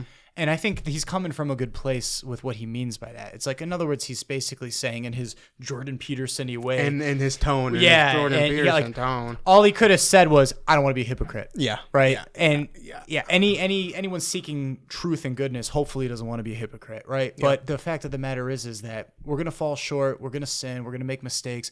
But you got to at least try. So I completely respect that you're like, I was raised Catholic. You're not going to necessarily say I am Catholic unless you fill in some of these blanks, right? And being raised Catholic, like we went to church not every Sunday, but like when we would go to church, like throughout middle school, like I don't think I went in high school. We didn't go anymore as a family in high school. Everyone just got busy with life, et cetera, et cetera. But when I would go throughout grade school and middle school, it wasn't, I'm going to church because I know what it is. And it was, my mom's making me go to church. When is this over? It was just basic kid stuff, It's just no connection where it was just, I'm here. but I'm here because I have to be, and I don't know what's going on. Just as someone's singing and someone's reading out of a book, and is it time to leave? I'm hungry. Quick question: Was your dad really into it, or my dad? No. My dad. We're all Catholics. That has a lot to do with it, but not like a hardcore. Mine neither. Right. No. That actually has a lot to do maybe with how it ended up with us, whether or not we're cognizant of that consciously. Right. I mean, there's modern studies. You always need a modern study to prove a basic truth. And I know I'm gonna trigger some people here, but like, part of faith is like the man is the head or whatever. And stats actually show that. They show that children, when you're raised in a nuclear family, which means one father, household, one mother, like, the kids are only going to absorb like 30% of what the mom does is going to have weight that where the kid pays attention or retains it over the course of their life. Whereas it's like 90% for the father, actually. So the dad has a huge impact on how the formation of human life. So, that's that. I know for my own journey, and I'm not here to probe for you, but like, to me, that answered a lot of the questions of like, how did I end up the way that I did for as long as I was, and what do I need to do? Like, how do I want to like retain all the things that were good, and then how do I want to also like improve on the things where I want to give my children the best legacy I could possibly give them? Right. You know what I mean? Like, so you're saying like, for the most part, you not regrets or anything like that, but you would think about your dad in that connection, and you would use that not as an excuse, but as this is why I'm here. This is why I was molded like this. Is that what you're trying to say? Is that, well, I mean, you personally with your dad and your guys' relationship, that's how you looked at it for the most part of your life? Like, there came a point when I, was an adult on adult terms. Yeah. Where I had to, really take responsibility for all of my actions and my behavior and my recognizing the template that was given to me growing up. Okay. With all of its good and bad and ugly. Okay. And, exactly like I said, keep the good, filter out the bad. I think that's the journey for everyone.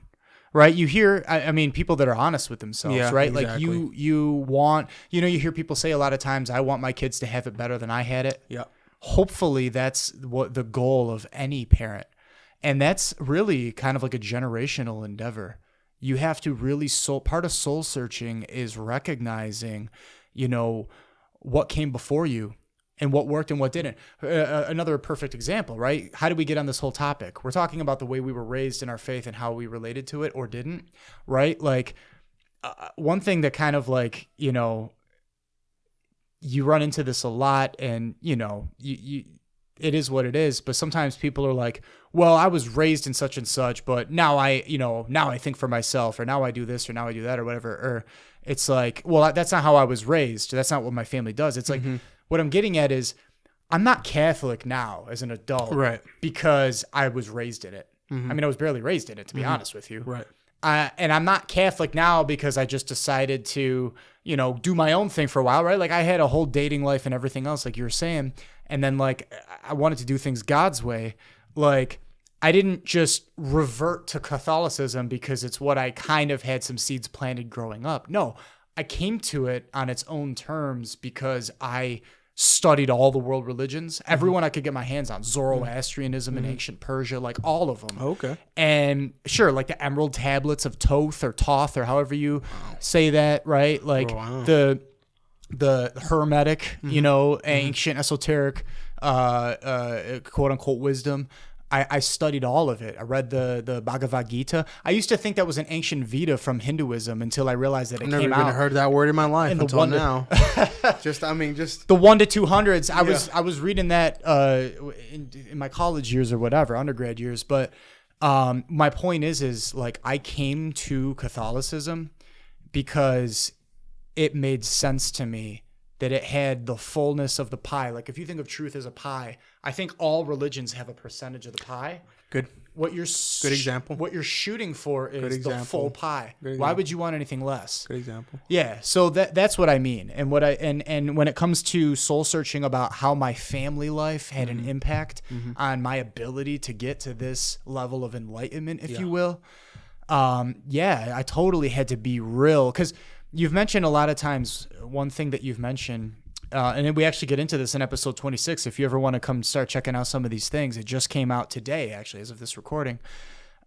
we talk about the vice of human respect, right? Human respect is the idea that you just kind of go along to get along. What works for other people works for them. Right. The problem with that is what if you run into a Hitler?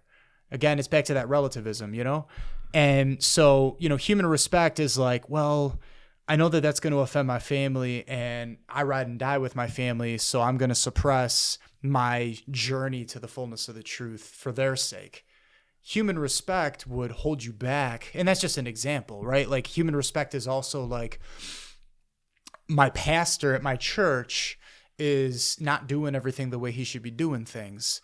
But he's my pastor. He's got the authority. So I'm just going to, you know, human respect. I respect him. It's like, nah, man, like respect the office that he holds. But if he's falling short of his post, the authority that he was loaned, just like our fathers, like you want to try to raise the bar. So that's my answer to your question. Like always strive to be better than like your parents or your father, like unless your father is Saint Joseph. Oh well, no, you're right. You're right. Then you just try to live up to it. You know what I mean? And I mean another fun fact, man.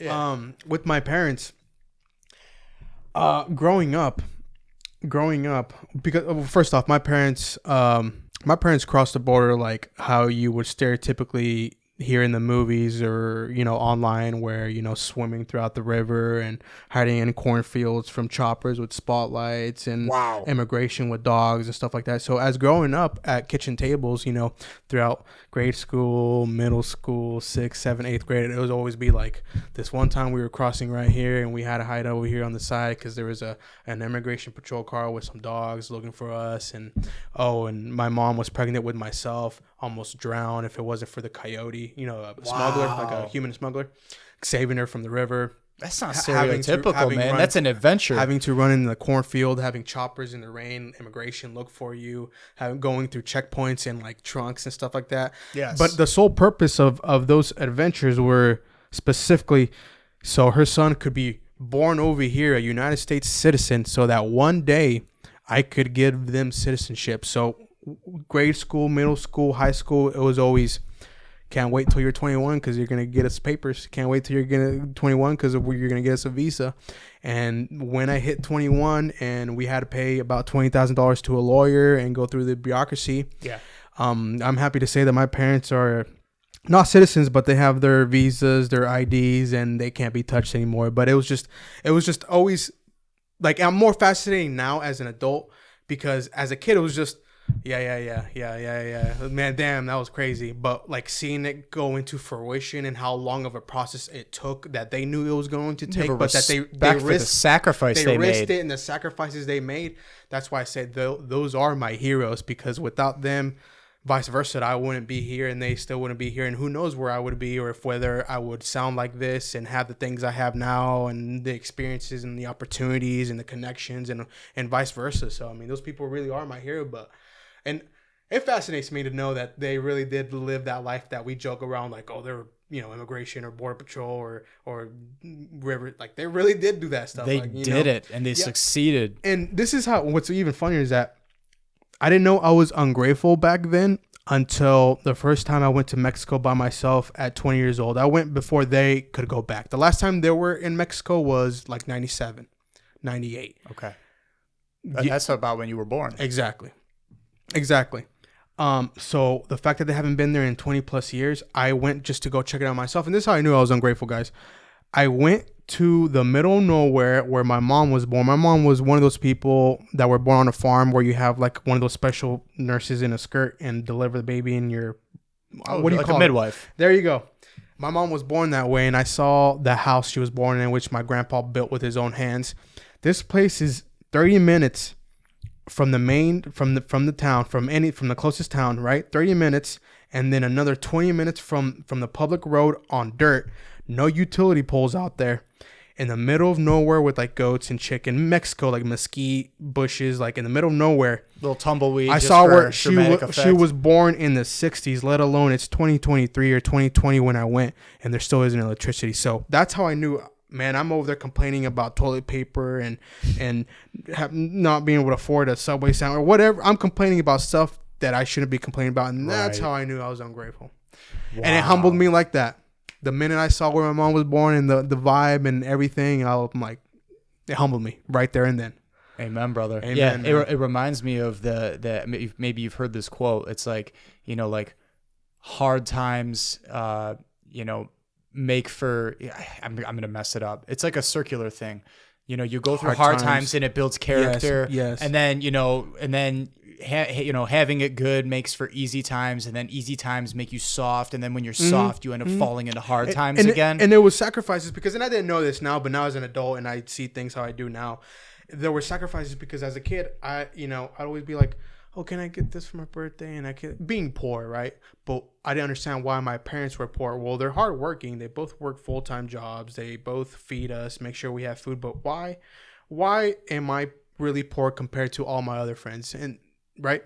Sure. Well, because they don't have documentation. The only jobs they could get is $7.25 doing this or doing that, doing this, doing that. Compared to now that they're, legalized and they have, my dad's a welder or he's a carpenter or he's an insulator or whatever it may be, skills. They're living. Yeah, the skills could actually come to fruition because of a piece of paper that says you're a good person for the United States and you pay taxes. Right. Wow. But again, growing up, I didn't appreciate it. You don't know that, and you don't appreciate it because I'm over here trying to, be on top of my stuff at the same time growing up as a kid and dealing with being the only Mexican and everything else I talked about, So. Right.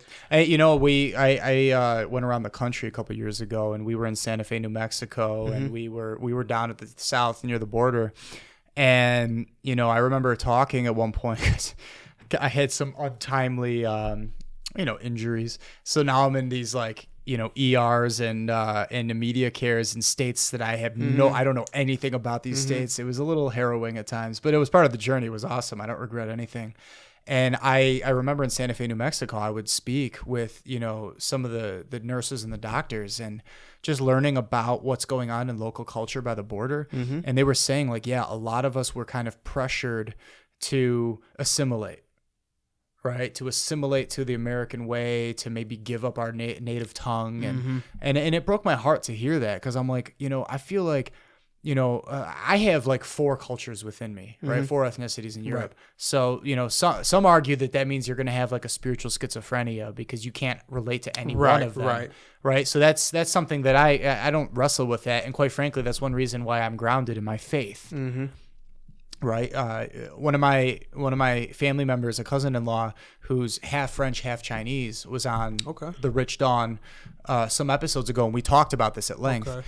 And, it's just about going to your roots. And to me, it's my roots are, my faith is what grounds me, even above and beyond the culture that I came from. But I'll tell you right now, man, if I had the ability to know 4+ languages, like a lot of people in other countries learn from birth, I would never want to get rid of that. And I don't think it's cool that it's good for you to know the primary language of a given country. You need that. Language is a cultural necessity, right? It's a building block of civilization in a certain sense. But it doesn't mean that you sacrifice, your true heritage that you historically came from. You know what I mean? And if I could chime in and add into that, it reminds me of how I was saying how when I went to that private school and I was the only Mexican, how they would make me do Rosetta Stone. I'm very grateful that I could sound like this and have wide vocabulary and punctuate certain words and I could say stuff correctly. But it took away my accent. It took away. That's why I say I sound as white as I do. I'm a full-blooded Mexican. Cuando hablamos español, obviously I sound Mexican, but the reason I sound so Americanized is because of that. But then again, it's I'm grateful for it, but at the same time, at what cost? You know what I mean?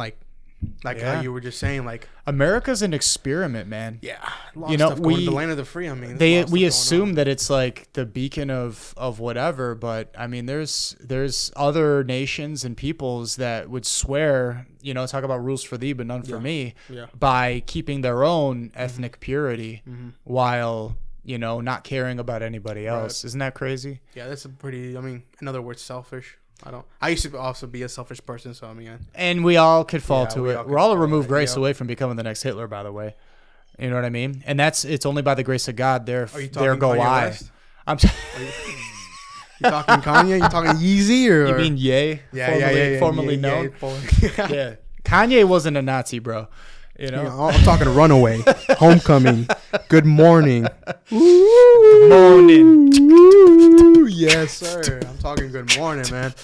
I'm talking 808 and Heartbreaks. Yes. Yes, sir. I'm talking about the guy that gave us Kid Cudi. I actually appreciated that one dude on the track with him and Jay-Z, though, man. On which one? The most fire track. Don't Never Let Me Down. Or Don't Ever Let Me Down. Is it off Donda? Is it off Donda? When it comes to being true, at least true to me. One thing I found. Oh no, you'll never let me down. Off what album? I don't know if I'm gonna. I just need the album. Like pick this up and I gotta copyright it now. What color is the album cover? Black or the red one? I wish I'll get it to you offline. Okay. It was one of his first three when he was in his prime. Okay. Yeah. Oh yeah, and I loved the Christian 2018 album. Jesus is King. Jesus is King. That was a good one. Hands on. That one was good. Yeah. That one was good. I like the one with the door alarm at the end. Like boo boo boo. He turned it into a beat though. Yeah, it was crazy. Yeah, he's an interesting person. He is. He's an interesting person. Yeah, no doubt. I can't, man. I hate when people just judge him and blame him for just his mind being up here and him really believing the stuff he's saying. You know, whether it's crazy or not, he believes what he's saying. You can't. Right. You gotta admire someone who really believes what they're saying, whether they're wrong or how it is with you. He said he's like it's almost like I'm on a plantation. He did apologize about the Jew stuff. So I want to clarify. He did go back on those comments. So it is what it is, man. We all fall short of the glory of God. Yeah. We all have, our bad days, our bad years, whatever. Yeah. And, he without sin, go ahead and throw that stone at me, baby. Yeah. You know what I'm saying? Yeah, I like that. Yep, 100%. Well, Joaquin has been real, man. I appreciate it, Kyle. Thanks for having me on, man. Yeah, 100%. And, any closing words of wisdom or anything that we maybe didn't cover that you want to... I don't know what other topic. It's your. You have anything you want to ask me? Anything you want to dig into? I feel like we did the gamut, man. We talked a lot of personal stuff. Yeah, 100%. I guess the final thing is what's next. What's next? I'm gonna finish out my job here in Buffalo. It's looking like completion date is May. I'm going to finish good, finish hard, give it my all, and long story short, want to get to the point where. If I'm not, I don't want to walk back to this. I don't want to ever be in a position in my life where it's like, oh, I have to hit the road again and, leave everyone I love and, go through those highs and lows. I don't ever want to get to a position where I leave something and I fail and even though I'm not scared of failure, I want to make sure I don't fail with such a big move like this in my life because I really don't want to come back to this. Even though I love my job and who I work with and the money. Sure. You don't want to go beyond that threshold. It's almost soul taking. It's almost soul breaking with my sacrifices, which include never having a time for a relationship, never having time to even talk to my own parents. If people didn't reach out to me, I wouldn't talk to them, not because I have a problem with you guys. It's because I'm just so busy with what I got in my personal life that I don't have the energy at the end of the day to see how your day is going.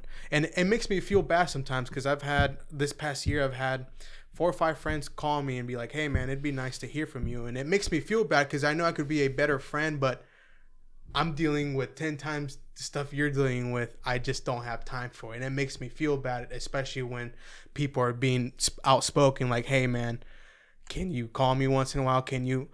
Well, I can, but I'm just so busy and so tired that it's just I'm going through the motion. Long story short, I want to walk away with this in May and be my own boss. I'm thinking about starting a logistics company, getting like a semi truck with like a long bed and just doing loads for Walmart or for any type of company that needs, let's say somebody needs a package moved from Cheektowaga to Erie. I could pick up that load for $400 and pick up a load in Erie, Pennsylvania and bring it back. So I'm not coming back empty handed. Right. I'll pay gas myself, but I'm making like $1,000 a day minus my expenses. Just stuff I've thought about. You got the logistics all figured out. I got the logistics figured out. I also want to dabble in real estate. I've heard a lot about, flipping houses or owning commercial properties and renting them out. And it's more of an investment because you make really money in the long term. I just want to be my own boss. I want to do something with myself that's just different. I'm ready for something different. I'm ready for me to be more grounded. Like I said, be closer to family, be closer to what really means to me in life. in life. Yep. How about yourself, man? 100%. Well, between now and May, assuming whether or not you're here, just let me know whatever it is that we can do to help out. Of course. We got an incredible network of homies. Yes, sir. You can check it out on the Rich Dawn. I appreciate that. Yeah, 100%. Your number. Man. Your number's saved in my phone. Yeah, 100%, man. Anything I could do to help, I'm here, and that I think that's a part of living out the kind of lifestyle that I preach as well. Yes, sir. Right, is that we're all one body. We have each other's back. And I'm gonna be asking in humility, any of your homies that you spread this on social media, please do subscribe. Yes, sir. Hit that subscribe button. Sir. Even if you only take on an episode or two, I mean, this is a budding venture where we're just trying to develop it. You know what I mean? How can we know what's possible if we don't try? Exactly. In the first place. And I want to clarify that I met this guy 4 months ago in a sauna at a YMCA.